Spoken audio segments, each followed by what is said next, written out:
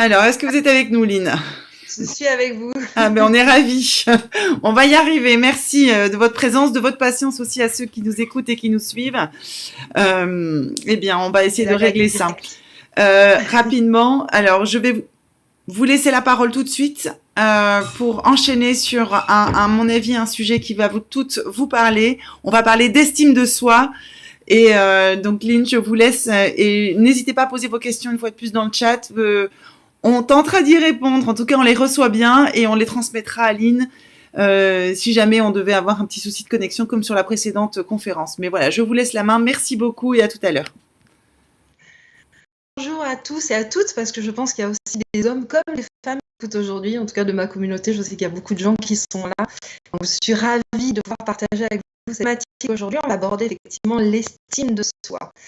L'estime de soi, et je vais aller même plus profondément, je vais aller dans incarne qui tu es. Alors, on va déjà commencer à comprendre comment elle se construit, l'estime de soi, parce que c'est un vaste sujet, on pourrait se dire, et on va aussi comprendre pourquoi c'est important d'avoir de l'estime de soi et ce qui peut se passer quand on en manque. Alors, moi j'aime bien la phrase d'Oscar Wilde qui dit « S'aimer soi-même est le début d'une histoire d'amour qui durera toute notre vie ». Alors c'est vrai que la première des choses pour nourrir l'estime de soi, c'est de déjà apprendre à s'aimer soi. Mais comment ça se passe tout ça? Donc ça se construit généralement dans notre enfance, mais pas que. Parce que le ressenti le plus profond et les fondations, c'est de se sentir aimé, de se sentir accepté. Et tout au long de notre vie, ça on peut l'avoir eu dans notre enfance ou dans notre adolescence, ou bien quand on a commencé à travailler, ou bien plus tard. Et puis dans notre vie, parfois on a aussi des échecs et bim, on peut manquer d'estime de nous-mêmes. Alors elle est reliée à plusieurs choses, cette estime de soi. Elle est reliée au regard que les autres portent sur nous. Elle est reliée aussi à la confiance en soi. Donc ça part de soi vers les autres et les autres vers soi. Mais l'estime de soi, c'est un véritable sentiment envers soi-même. Et en ça, c'est important de comprendre ça. Savoir qui nous sommes.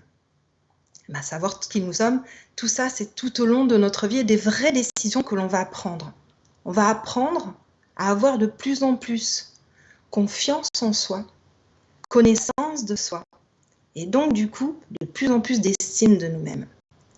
C'est aussi avoir la capacité d'accueillir ce que j'aime bien appeler ça nos parts d'ombre et nos parts de lumière. C'est nos échecs aussi. On est tous faits de zones d'ombre, de zones de lumière, de zones où on est super confortable et d'autres zones où on est un petit peu moins. Ce sont des capacités qui sont plus ou moins faciles pour nous et d'autres où c'est difficile. C'est intéressant de se dire, même s'il nous arrive un échec, c'est apprendre à se relever aussi de ça. Et là aussi, l'estime de soi, elle est importante. Les personnes dont vous vous entourez qui font que, effectivement, l'estime de soi est là aussi. La capacité d'accueil de soi, la sécurité intérieure, savoir qui nous sommes. Et tout ça, effectivement, ça s'apprend.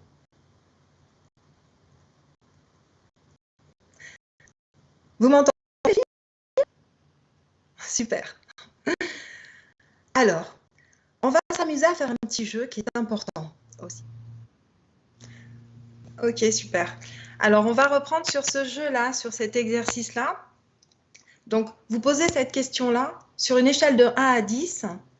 Quelle est votre estime de vous-même, de vous avec vous-même, de cette capacité que vous pouvez avoir à vous parler, de cette capacité que vous pouvez avoir à vous accueillir, sur 1 à 10. Je vous laisse le temps de vous poser et de réfléchir juste à ça. Et ensuite, posez-vous cette question-là, dans quel domaine de votre vie vous avez vraiment confiance en vous? Est-ce que c'est un domaine personnel, dans votre vie personnelle? Est-ce que c'est dans un domaine relationnel? Et si c'est dans le domaine relationnel, est-ce que c'est dans le domaine relationnel intime ou bien dans le domaine relationnel professionnel? Et là, pareil, sur une échelle de 1 à 10. Et dans ces deux milieux-là, personnel et professionnel, sur une échelle de 1 à 10, quel est votre degré d'estime de vous-même? qui n'est pas la même chose. Alors rappelez-vous, l'estime de soi, elle est aussi liée au regard que les autres ont sur nous. Aux choses valorisantes que l'on peut nous apporter aussi. Et puis parfois, on nous dit des choses, et quelle est cette capacité d'accueil que l'on peut avoir des choses et des mots positifs que l'on a, que l'on reçoit. Si quelqu'un vous fait un compliment, que c'est une personne que vous connaissez et vous avez l'habitude, peut-être que c'est ok et que ça passe. Et si c'est une personne que vous ne connaissez pas et qui vous fait un compliment, quelle est cette capacité justement d'accueillir ce compliment? Et là, pareil, vie privée, vie relationnelle en société et vie professionnelle. Et on se rend bien compte qu'effectivement, dans chaque domaine de notre vie, on peut ne pas avoir le même degré d'estime de nous et le même degré de confiance en nous.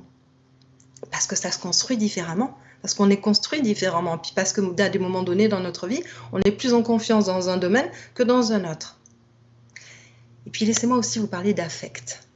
Parce que ça, l'affect, c'est aussi important. Ça fait vraiment partie des choses les plus importantes de notre vie. On vit avec des émotions tous les jours, comme avec des pensées. Et on n'en a pas une, on en a plein parfois. Alors nous, les femmes, en plus, on peut être des gestuelles carrément émotionnelles comme ça, véritablement. On vit en plus avec nos hormones. Et ça, faut pas l'oublier. Et ça, c'est tellement vrai. Donc, apprendre à s'écouter soi. Apprendre à se respecter aussi. Écouter le rythme de sa vie intérieure. Et puis aussi, j'aime bien se débarrasser du regard des autres. Comment faire? Parce que justement, pour nourrir l'estime de soi, il faut aussi apprendre à se libérer du regard des autres. La peur du jugement, la peur d'être critiqué, la peur justement de ne pas être aimé. Rappelez-vous, c'est une des fondations de l'estime de soi. Le besoin d'être aimé, le besoin de se sentir reconnu, le besoin de se sentir accepté aussi. Et quand on n'a pas ça, effectivement, à l'intérieur de nous, on ne se sent pas hyper bien. Alors, on va faire un exercice, puisque l'idée d'aujourd'hui, c'est l'estime de soi, et c'est aussi se connecter à qui nous sommes. Vraiment. Incarner qui nous sommes. Alors, je vais vous inviter à fermer les yeux, tout simplement, et à prendre conscience de la femme ou de l'homme, pour ceux qui nous écoutent, de la personne que vous êtes là, ici et maintenant. Entièrement prendre conscience de qui vous êtes et de cet instant-là. Et de commencer à vous dire, je m'aime et je m'accepte tel que je suis.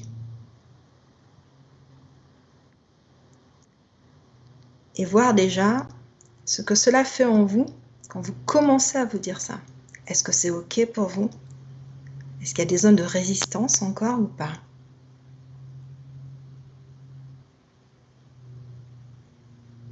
Qu'est-ce que vous pensez qu'il vous manquerait peut-être pour pouvoir justement nourrir cet amour-là de soi? Est-ce que c'est plus d'estime? Est-ce que c'est plus de confiance? Est-ce que c'est plus d'actes posés? Est-ce que c'est plus de sens de donner à votre vie? Ce serait quoi?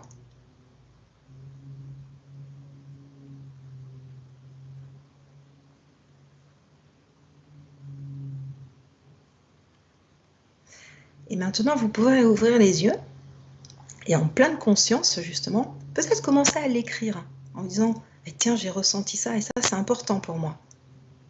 Ça, j'aimerais bien pouvoir m'améliorer là-dessus. Ou ça, j'aimerais bien pouvoir réussir à le faire. Ce serait quoi et ce serait dans quel domaine ?»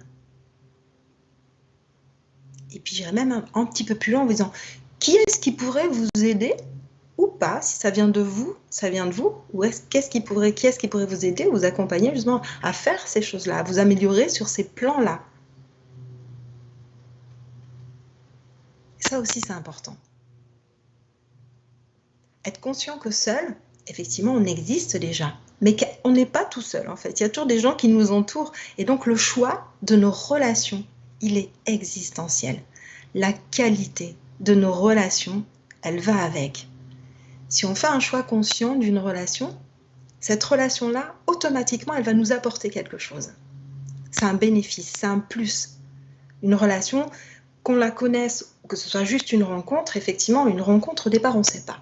Donc, c'est quelle est la capacité, justement, d'accueil de l'autre que vous avez, sans avoir de peur, justement, d'être jugé, pas être accepté, de ne pas être reconnu. Ça, c'est important aussi. Quelle est cette capacité que vous avez? Est-ce que vous êtes suffisamment confiant pour accueillir ça aussi?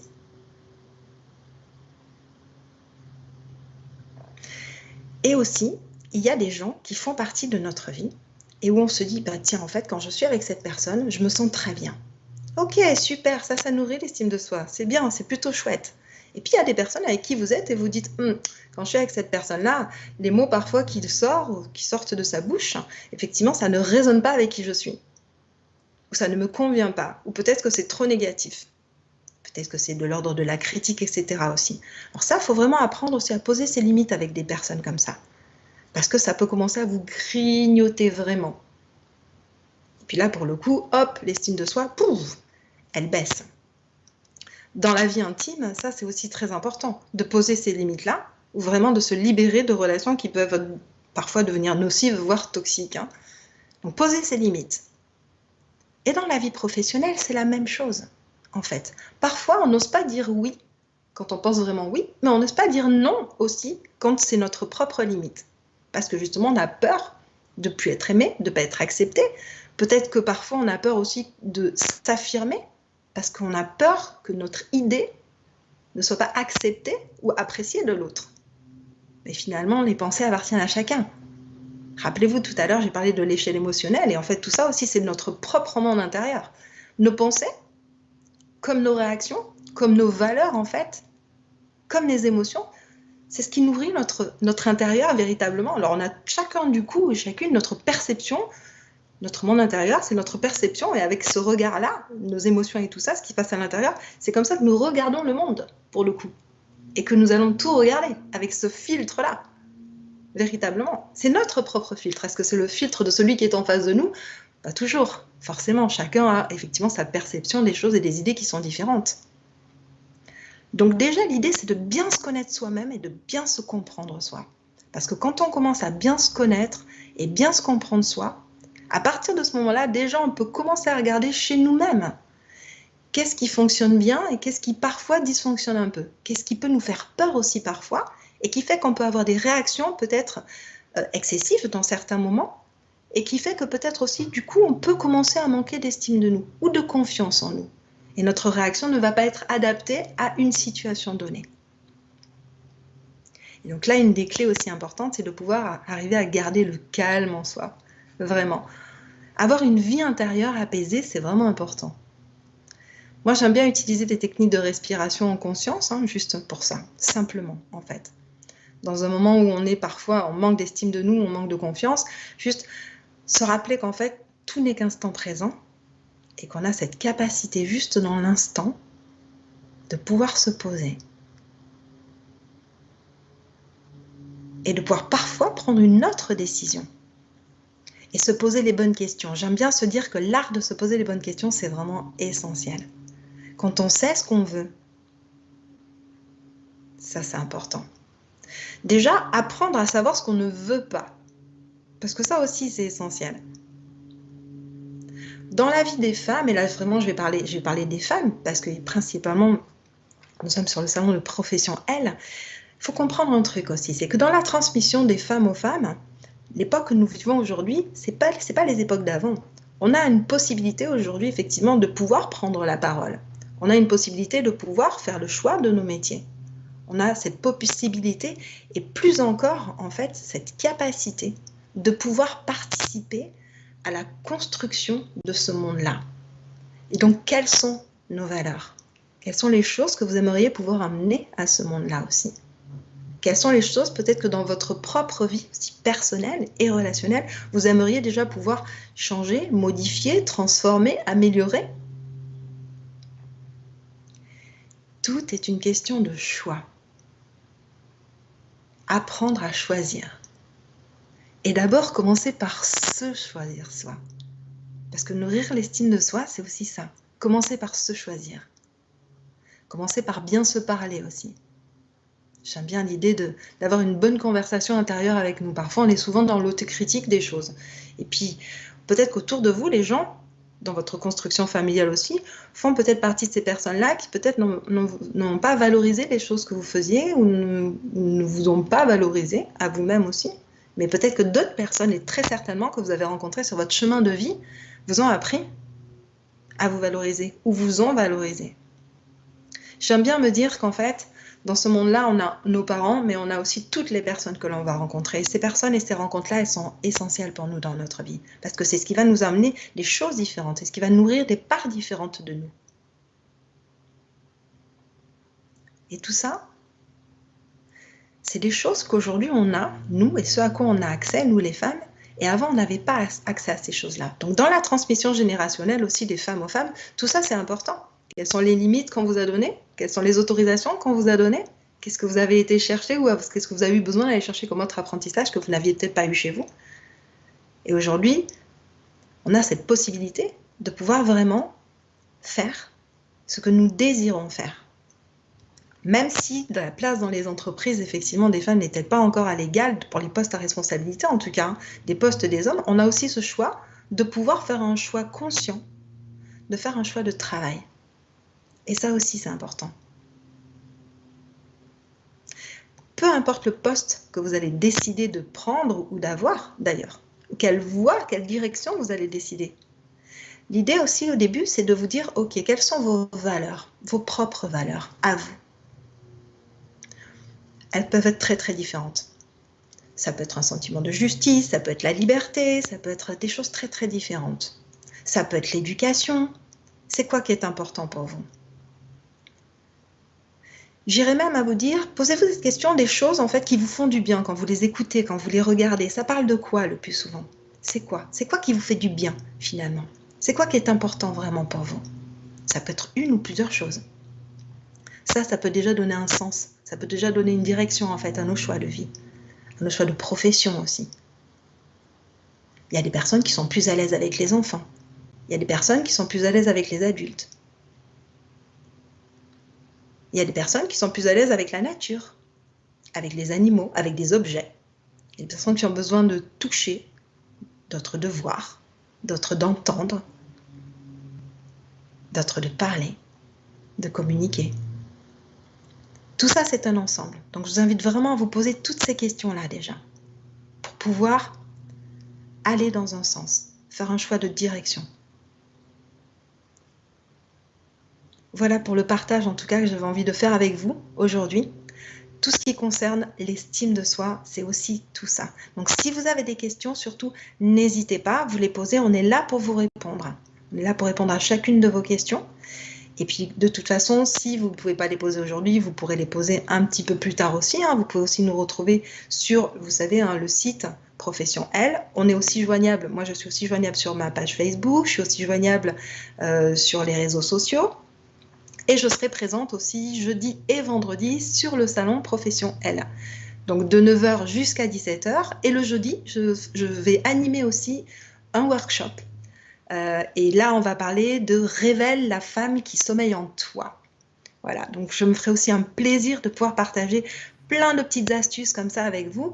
Et là, en plus, je vous verrai, on sera tous ensemble, il y aura une autre énergie. Donc, si vous n'êtes pas encore inscrite au salon, venez, parce que vraiment, il y a une énergie, il y a une ambiance dans ce salon où on est presque entre nous. Il y a une espèce de sororité qui est là, qui est assez sympa, et on est toutes très, très différentes. Et rappelez-vous surtout une chose, c'est que chacune a sa place dans ce monde-là.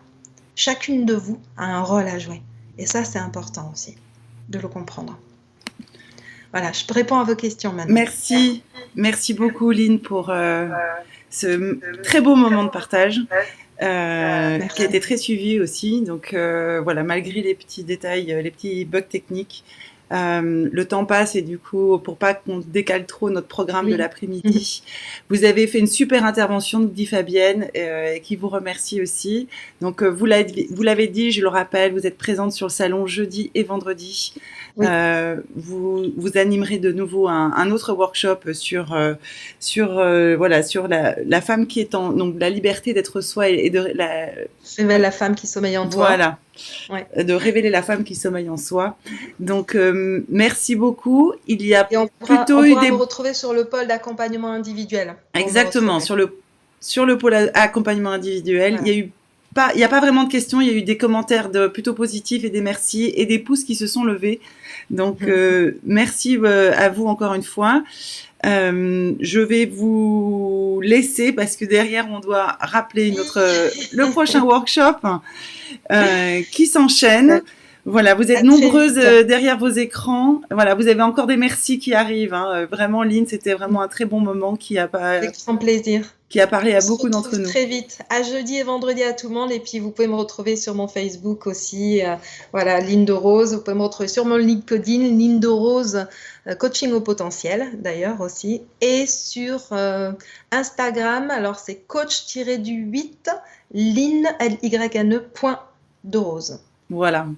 Toutes les informations se retrouvent sur notre hall d'exposition aussi, sur le pôle accompagnement individuel. Vous avez les coordonnées de Lynn qui sont donc accessibles aussi également. Donc encore une fois, vous avez des merci qui arrivent là, vraiment beaucoup merci dans les commentaires. Voilà, je vous laisse. Merci pour ce moment et on se retrouve avec grand plaisir dès jeudi matin à l'hôtel de ville de Bordeaux. À jeudi. Au revoir tout le monde. Au revoir. Bonne journée à tous. Merci.